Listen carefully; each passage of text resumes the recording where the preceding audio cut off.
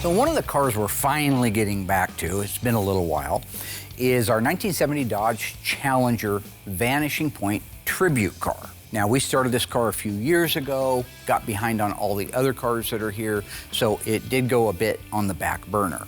I'm excited because it's my favorite tribute car. I mean, I'd love to do a Dirty Mary Crazy Larry someday, and some of the other cars, that maybe even a Back to the Future car. But for movie cars, Christine, Vanishing Point, they're my two tops. It takes me back, you know, to when I was a kid, when my uncle worked out at the Motor View Drive-In.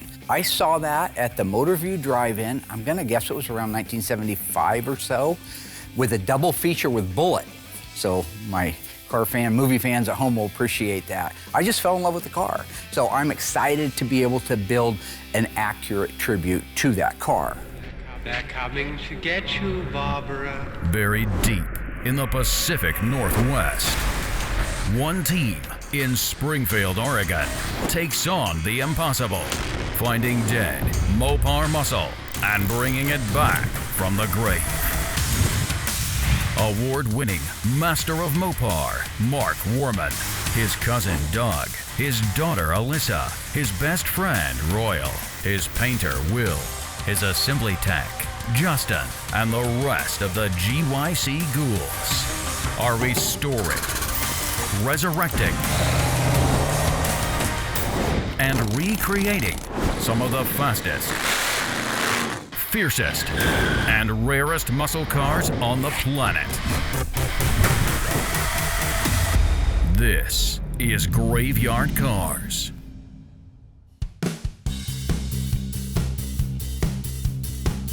When I talk about an accurate tribute, I'm talking about every conceivable detail. Kowalski's car was a 70 Challenger, the camera car. 70 Challenger RT, 444 speed. They made 916 of these cars. Alpine white EW1. It was a pretty basic car that they rented from Dodge when they did this. No shaker hood or anything cool like that. It was a 4-speed.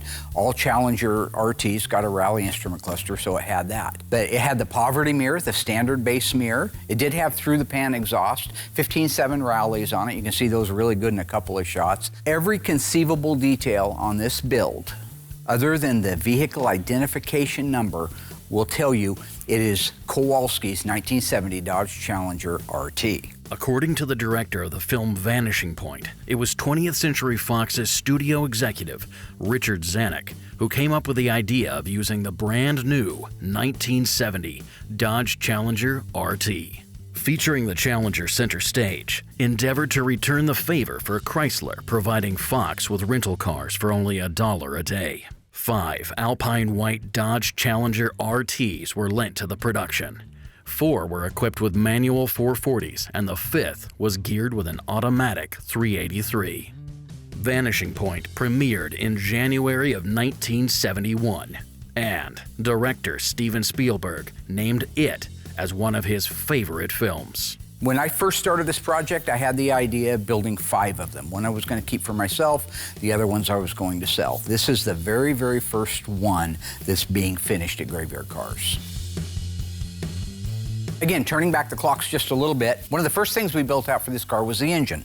Now, I had rounded up, because I told you it's going to be correct in every conceivable detail, an F440 HP block. Not the numbers one, because this car started life as a slant 6. So I found a correct date-coded 440 HP engine, and we sent it out, had the machine work done, brought it back, and that was an opportunity at that point. This goes back to the earlier days of Alyssa being here on the show and working in the shop, that I wanted her to have some experience assembling that engine. So I let her work with the guys on building out the engine. It was a great experience building out the engine for the Vanishing Point tribute car. I mean, this is the first time I've had experience like that. I've never been able to actually build out an engine, so that was great. Prior to this, if you would have asked me the order of assembly for a 440 Magnum, I would have had no clue. But now I can tell you correctly. So what's the first step? Like, what are we doing right now? Right now they're putting in the bearings, the main bearings. First, we start off with removing the main caps, installing the new bearings in the block, and applying assembly grease. And then we set the crankshaft down into place. After the rear main seals and crankshaft are sitting in place, next we replace the main cap bearings and install them and torque everything down to specifications.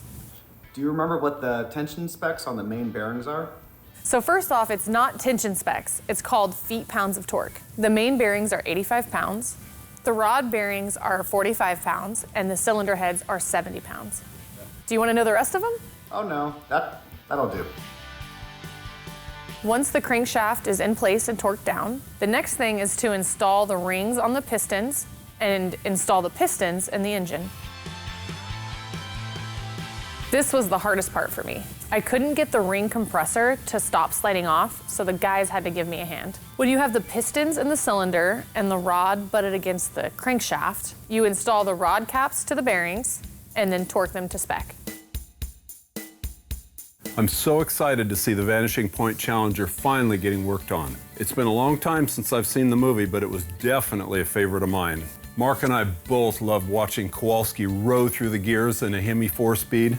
This is going to be really cool. Once all the pistons and rods are installed, the next part is the camshaft and lifters and timing chain and gears.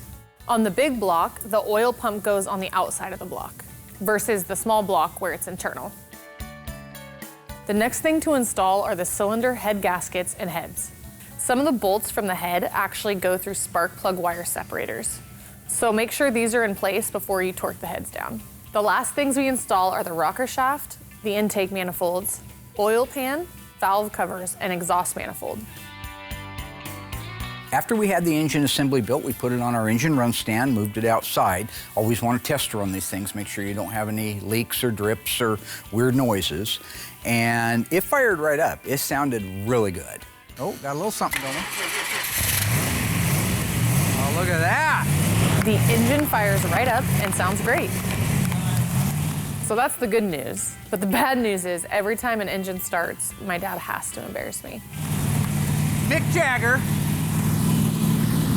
Oh, there we go. I think he was doing Start Me Up by the Rolling Stones this time. So there's two things I don't like. One is obviously reveals, and we've covered that. The second one is Mark's dancing. It's not like he comes out and he's a good dancer. He's ridiculous. He's got no talent, no skills, and nobody's learned how to handle Mark. If you don't laugh or you don't engage, it just stops. But all the guys that work here laugh, engage, and join in with him, and he thinks he's being funny, then before you know it, half my crew's dancing, and they look ridiculous. Good response.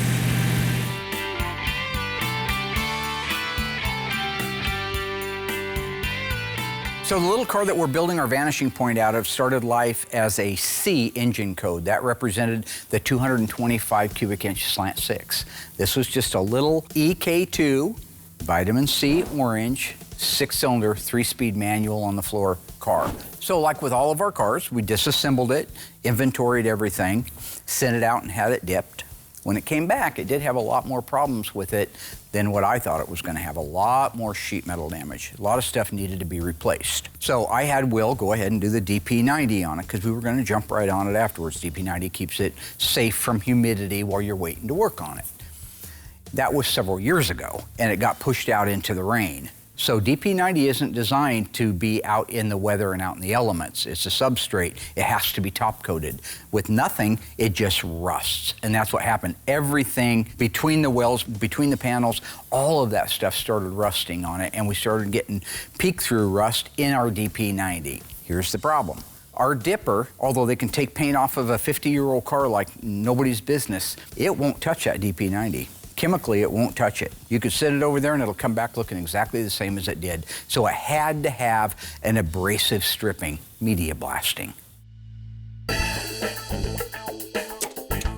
The 1970 Challenger. This car makes the scene like a bolt from the blue. For a lot of people, Challenger is the dream come true.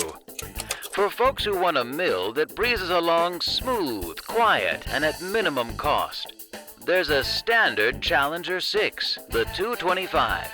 From here, the offerings go right on up to stormers like this 440 Magnum 6-pack and the 426 Hemi. Both are available on Challenger RT. So's this Shaker Hood. The 318 is standard in V8 models, the 383 Magnums in RTs. Hotter V8s are available in both series.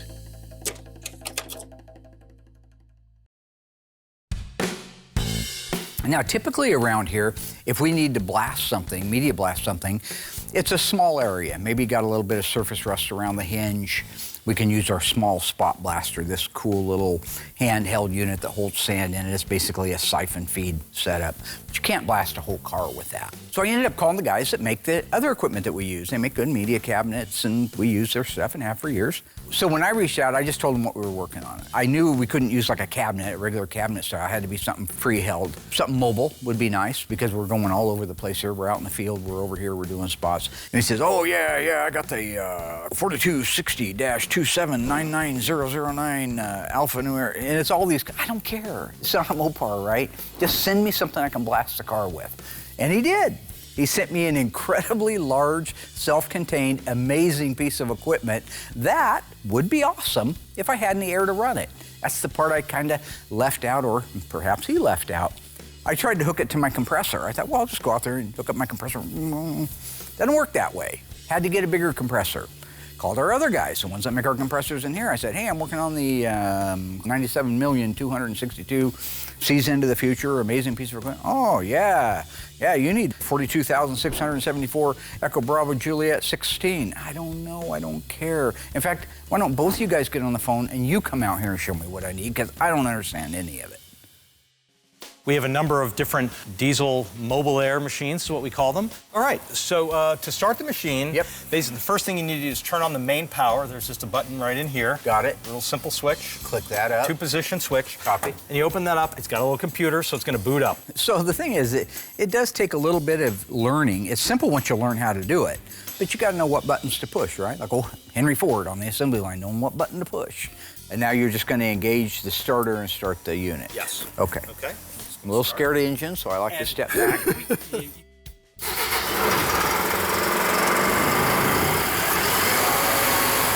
But I would have loved to have this equipment years ago. So Mark, this is our wet blast system. What makes it so cool is it can blast wet or dry. So you can take it out if you need to blast something, small part, and you just want to blast dry, you can do that. Or if you're out all day long and you want to suppress that dust, you can do that with the wet blast system. That's good for us, because every once in a while it is just a small little thing, but too big for the little shop, the little handheld job. Sure. So that's perfect for that. And then the wet one would be, I assume, much more environmentally friendly? Absolutely. Okay. Yep. Right. Yep, that's what it's for. If I would have had this 20 years ago, I wouldn't have had to send them down and had them blasted like we did over the years where you can't control anything. The Daytona is back now, and we've got it inside the shop, up on the correct rotisserie, so we can start replacing panels. Okay, so the firewall looked to me like it was fine. Now that the Daytona is stripped, we can really see what all's wrong with it. It's always one of the things that you bite your nails a little when you send something out to get stripped, because so much paint, so much epoxy, sealers, primers, Bondo, all kinds of things mask the true condition of the metal. I'm gonna move it back over to the body shop so they can start drilling out all the spot welds and removing sheet metal. Having your own unit, and you know that when you blast it, you don't want to get in the middle of a panel and warp it. If you're doing it yourself, you can control all that. So it's just one of those great examples of, we've been talking about it all the way since season 1 about having good vendors and good people who appreciate your plight and make the equipment to help you do better. Great partners is what it's all about. That's why we're able to do some of the things now that we were never able to do before. After everything was set up and I figured out how to work it, they brought this cool suit out. I love it. I always tell everybody I want to know how a piece of equipment works before I send it out to the shop and have them work on it, because I don't want any complaints. I don't want somebody coming up and saying, oh, this doesn't work. Well, it does. You just don't know what you're doing. So I had them show me exactly how to do it. They put me in my little suit, which, again, is my favorite thing. It's like a little spaceman. I'm out there blasting around, then you kind of feel it, right? This thing's working. You know how it is when an engine runs? I get excited. So I bust a couple of moves. It's my spacesuit. It's so nice to be able to do that quickly and have it all under your control. Like I say, great equipment makes a great finished product. Great blasting suits make a great bit. If you watch me in that bit, I'm Michael Jackson in a moon suit, man. That's what I am. I'm Michael Jackson in a moon suit dancing. You're Moonwalker. I am Moonwalker. So the nice thing is we got all the blasting done out there in the field, got rid of all that rust that had begun to accumulate. After that, we could blow it out, get every ounce of media out of the car, move it into Will's department, and I had him re-DP90 the car. After that, we were able to move it into the metal shop where they could begin assessing what panels need to be replaced and begin that process.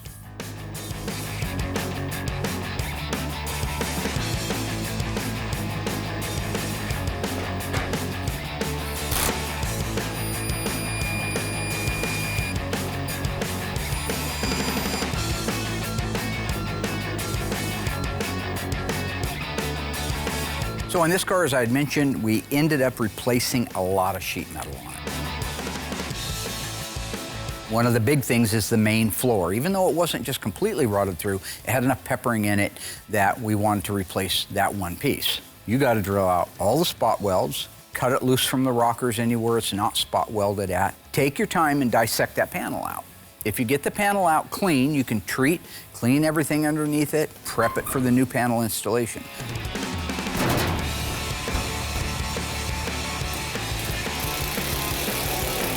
Because some of the areas on our underfloor and seat panel aren't accessible to our spot welder, we use a combination of welds. Some of them are spot welds, just like the factory does. For other ones, we use plug welds in the MIG welder. It's a lot of work, but when it's done, it comes out beautiful. You can't tell that that's not a brand new Chrysler part installed in that car.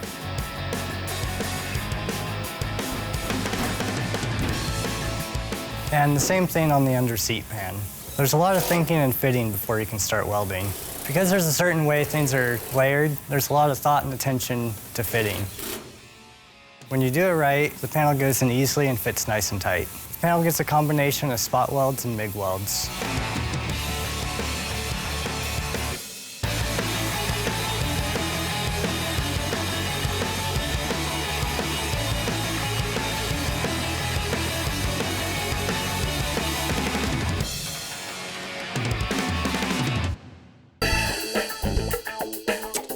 This is the Challenger two-door hardtop. There are 5 other models. A long, low, and lively Challenger convertible, the Challenger RT two-door hardtop, the Challenger RT convertible, a special edition Challenger two-door hardtop, a formal coupe. The SE model is an optional package and includes a vinyl roof with a small formal rear window. Completing the model lineup is the Challenger RT Special Edition two-door hardtop. This wood grain rally cluster is standard on the RT, optional on the Challenger. It adds a tach, clock, oil pressure gauge, and trip odometer. And of course the automatic transmission. When it's mounted on the optional console, it has a speed gate to channel the action. Torque Flight and 4-speed manual are optional on all models. Floor-mounted heavy-duty full-sync 3-speed is standard with most engines.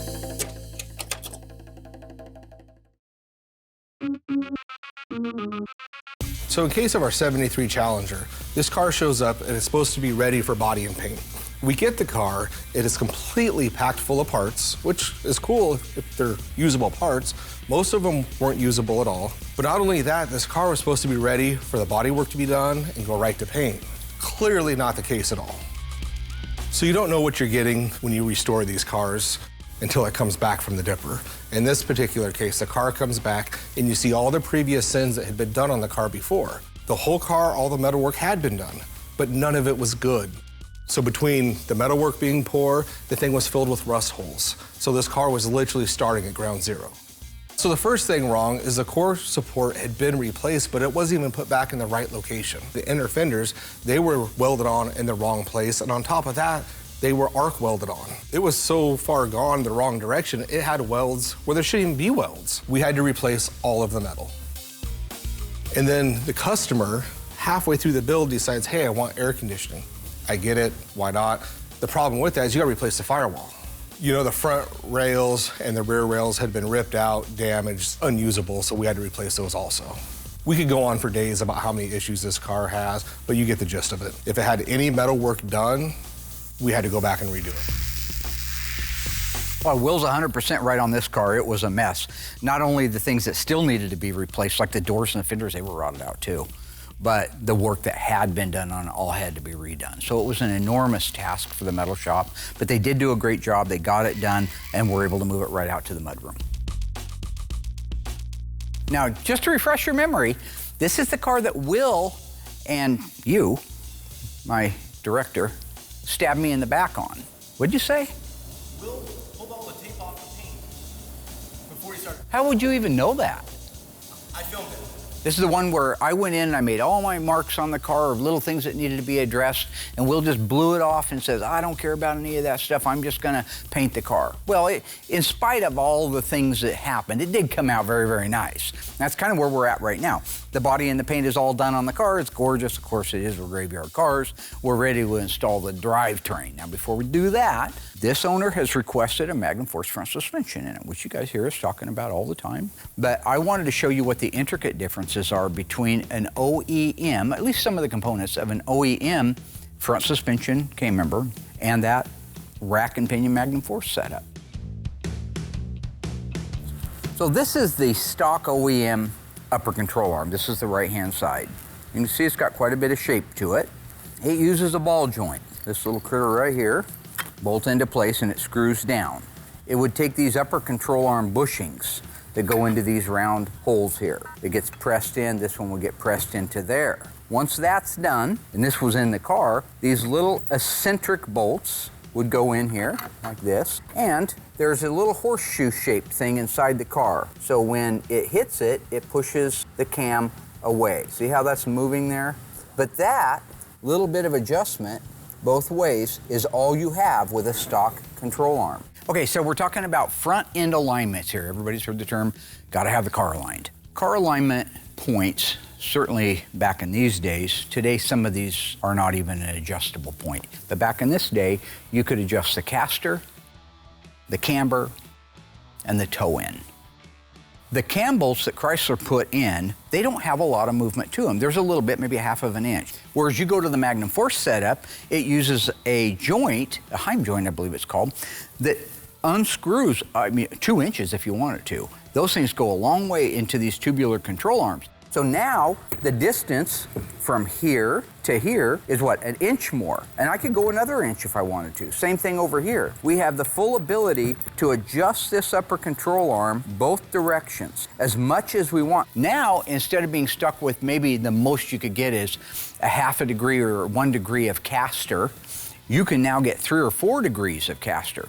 And what you know if you're driving the car down the road that you have lots of caster, you know how when you come out of a turn, and you let go of the steering wheel, or you just kind of allow it to correct itself. You don't have to sit there and force it back, right? You let go of the wheel and it kind of corrects itself. That's controlled by the amount of caster. So if you don't have very much, you have to give it a little assist to get it back to neutral. If you let go of that wheel in a full turn and it goes back to center, you got a lot of caster. If you've been paying attention, you should know if this trivia is true or false. The new 1970 Challenger is available in 5 specific models. If you think you know the answer, stay tuned after the break.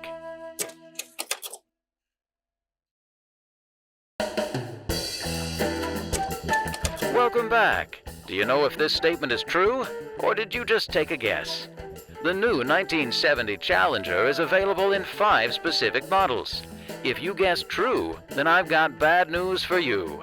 The answer is false, and you would know that if you were listening carefully. There were actually 6 specific models for the Challenger in 1970. The Challenger 2-door hardtop, along with 5 other additional models. The long, low, and lively Challenger convertible, the Challenger RT 2-door hardtop, the Challenger RT convertible, the Special Edition Challenger 2-door hardtop, and the Challenger RT Special Edition 2-door hardtop. In addition, the Challenger came with beautiful bucket seats. This is the standard interior for all models. And to shed some light at road level, the 14-inch wheels and 70 series tires are standard with all but the 340 or Hemi engines. With them, you get the wider 6015s with raised white letters. Nobody's ever going to convince me to like the aftermarket new stuff more than my original. I'm just an OG guy. I like my OG cars. I like my OG suspension. That's original gangster, in case some of you guys don't know what that means. Quarter in the slot food. Waiting for the dial tone. Anywho, I do still appreciate the aftermarket technology. I appreciate guys like Ron who have taken a wheel and made it roll smoother and faster and better. Just doesn't necessarily fit every application in the world. But when you want that, that's a great system to go with.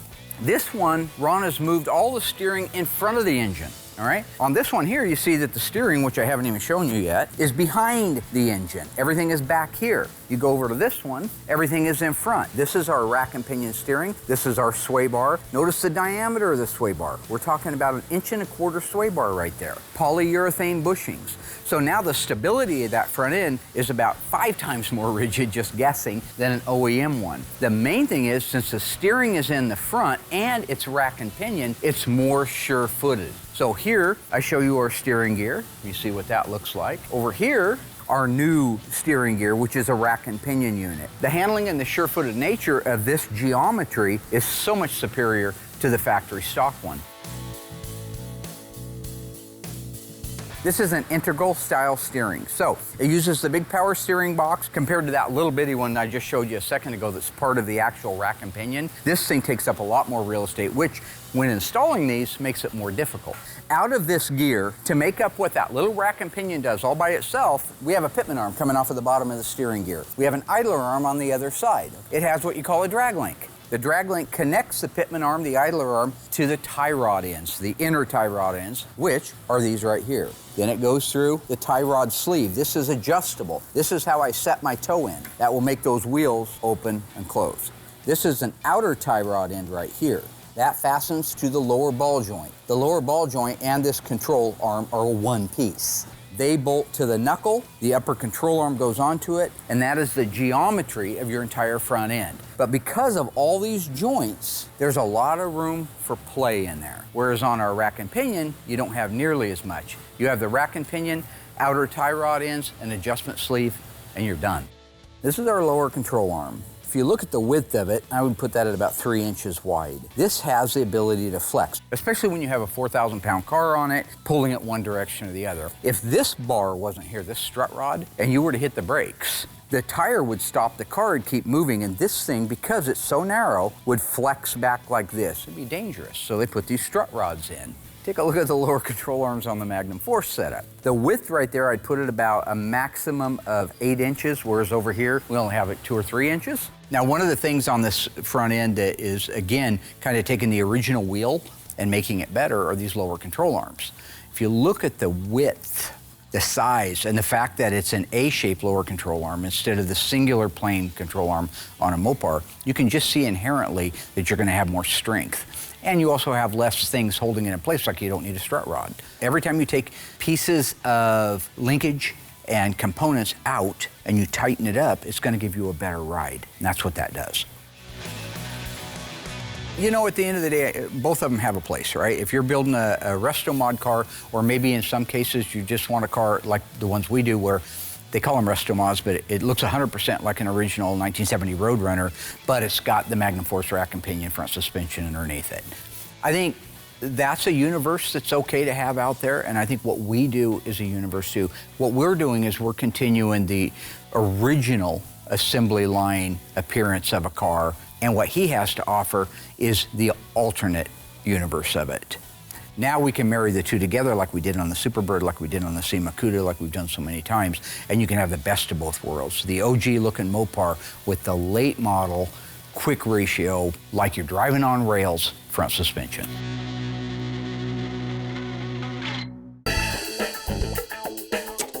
In 1972, there are 2 models, both hardtops, the Challenger and the sports version, the Challenger Rally. And the sporty appointments of the Rally can be had with a standard 318 V8. A long hood, short deck, low height, personal car styling.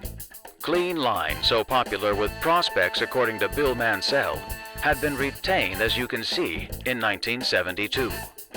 Overall length is just over 191 inches on a 110-inch wheelbase. Side windows are ventless with curved glass. Door handles are flush-mounted, paddle type for easy operation. This car is equipped with optional style road wheels with chrome trim rings. Wheel lips are tastefully trimmed in bright metal.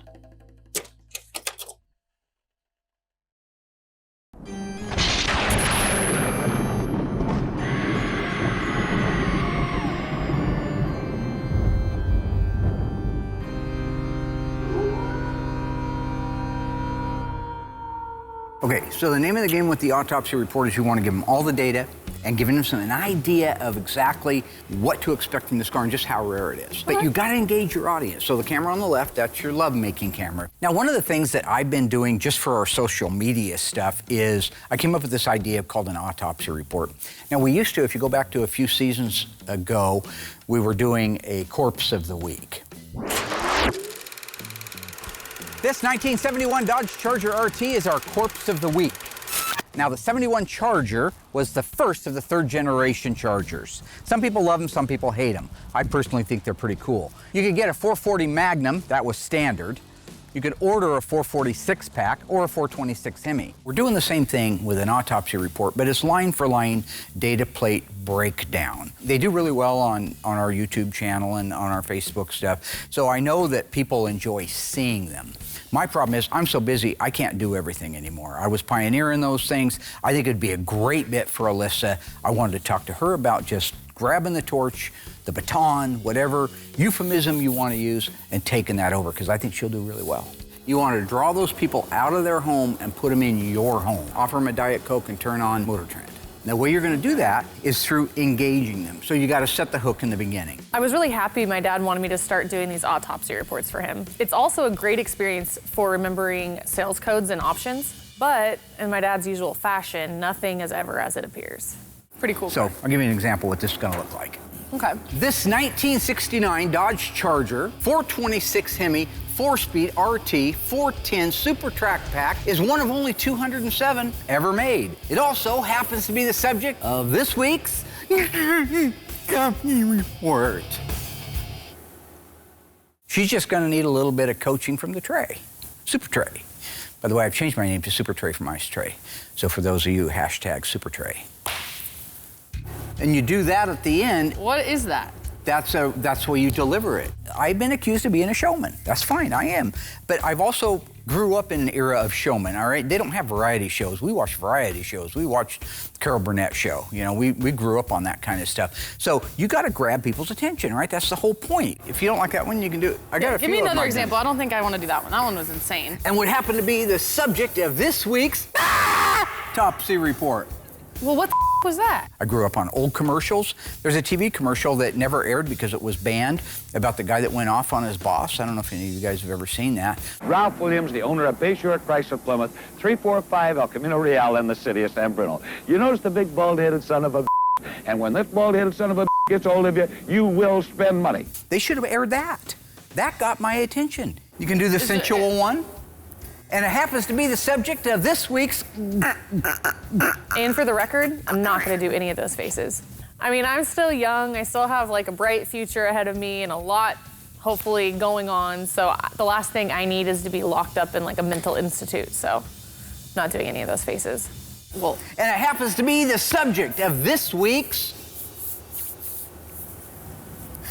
Yeah. Wait. Yeah. You don't say it out loud. Okay, so wait. Can you just clear something up? So you're telling me that I either scream at the top of my lungs like a psychopath, or I whisper it? Right. But there's other ones too.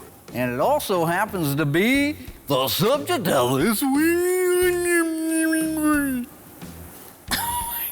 You know what? You're not ready to do this. We're going to go, no. To be an idiot? Here's the thing. If you're not getting your point across in the beginning, shift gears, right? It's not being an idiot. That's crazy. Why don't you go look at how many people have viewed normal, them? She's obviously not getting what I'm doing. She doesn't understand the context of it. She thinks I'm acting a fool, not realizing I'm just being a showman. So I want to see her what it looks like when it's all edited and put together.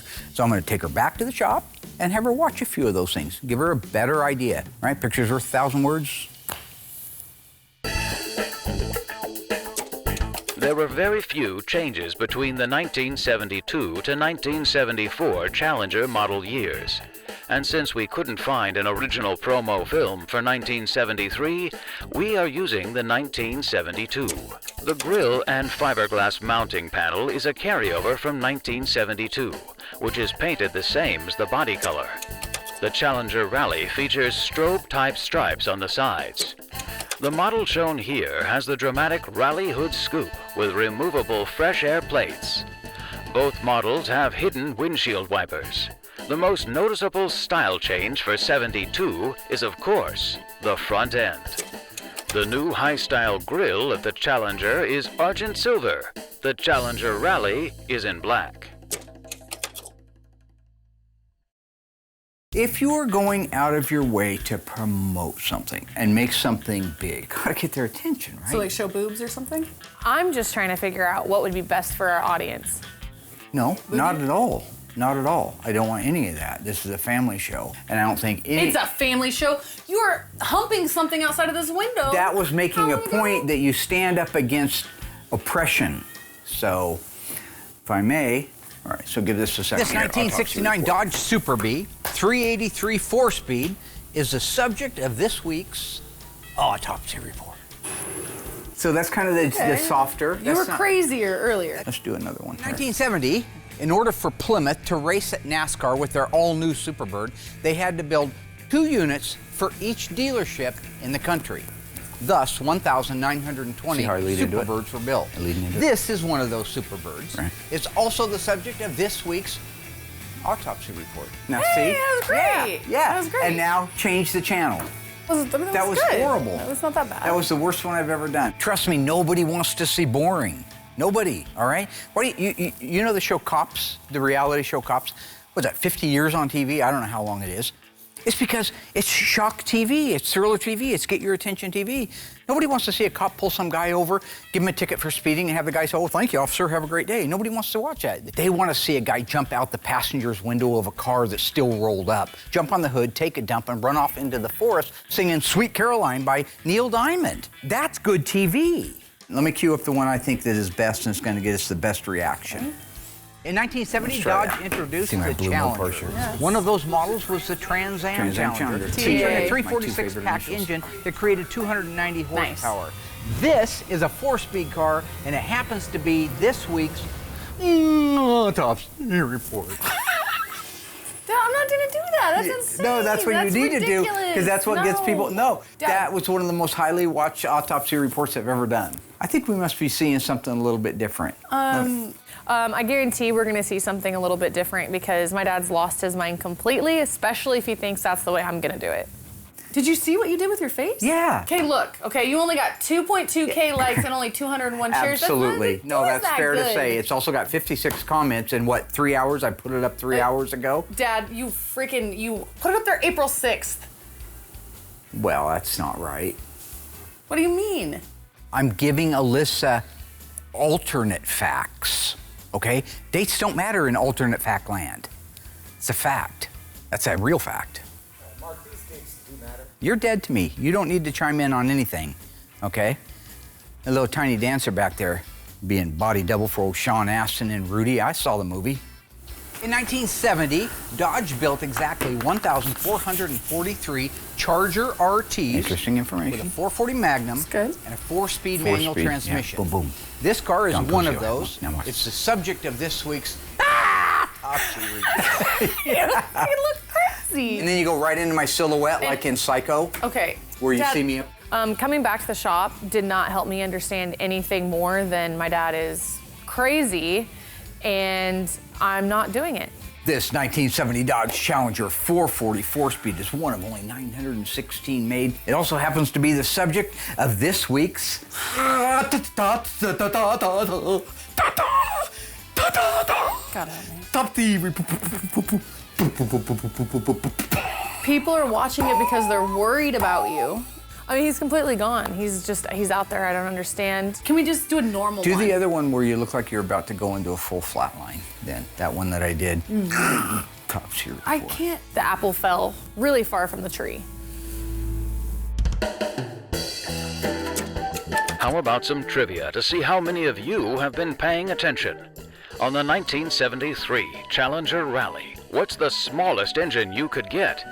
Is it the 318, 340, or 383? If you think you know the answer, stay tuned after the break.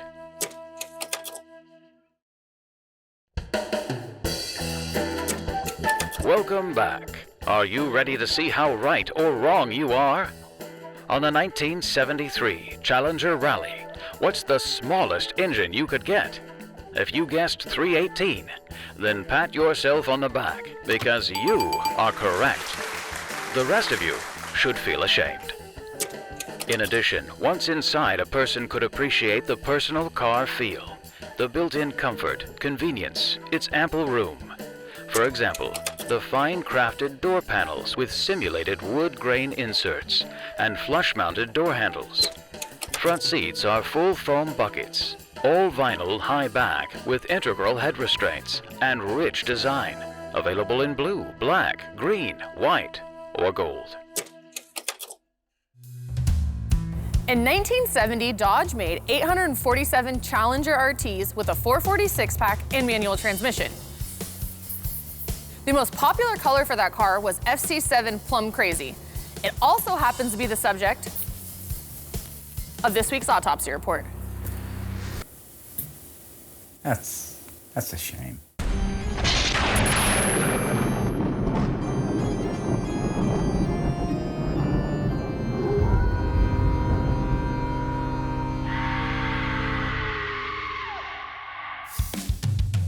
So remember, when we read a fender tag, we go left to right, bottom to top. The first code is E87. That means 390 horsepower and 446-pack. D21, that's heavy-duty 4-speed manual transmission. JS23, that represents that it's a Challenger and an RT model. V0B, V indicates that it's a 446-pack. 0 means it was a 1970 model year. And B means it was built in Hamtramck, Michigan. 191280 means it's the serial number that's specific to this car. FC7 means it was painted plum crazy purple. H6X9 means it was built with bucket seats and they're all vinyl. 000 means it was built with a one-piece door trim panel. B14 is its scheduled production date, which in this case means that was November 14th, 1969. 013665 is its shipping order number, and it only appeared in 2 places, on the broadcast sheet and the fender tag. V1X means it was built with a black vinyl top. A01 light group. A34 super track pack. That means it has the 410 Dana 60 rear axle. A62 means rally instrument gauges. B51 means it has power disc brakes. C55 indicates it has bucket seats. G33 means it has an outside left-hand chrome mirror. J45 means it has hood tie-down pins. M21 means it had drip rail moldings. N41 is dual exhaust. N42 is bright exhaust tips. N85 is tachometer. R35 is an AM/FM radio. V6W is the white longitudinal stripes. Y05 means it was built to USA specifications. 26 means it had a 26-inch radiator. EN2 means that this is the end of the sales code and the end of this week's autopsy report.